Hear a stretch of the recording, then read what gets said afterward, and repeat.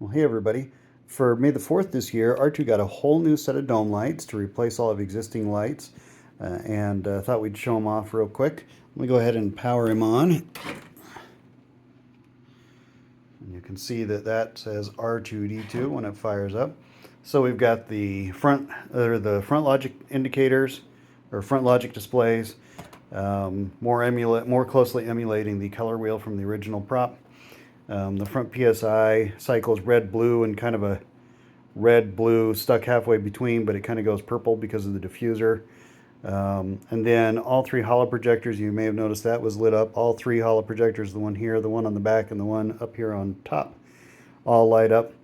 They all come on when you first power the droid on, and then they'll come on randomly for between like 15 and 25 seconds or something like that. So that's the front. Around here on the back, this is still my old setup. I did get a new light to go here, but I have to 3D print a housing to go inside the dome to hold it, and I haven't done that yet.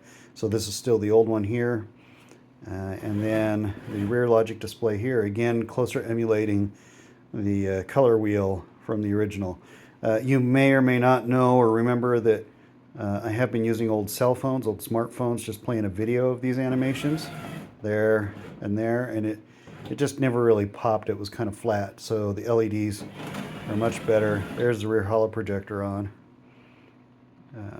Came on while we were talking.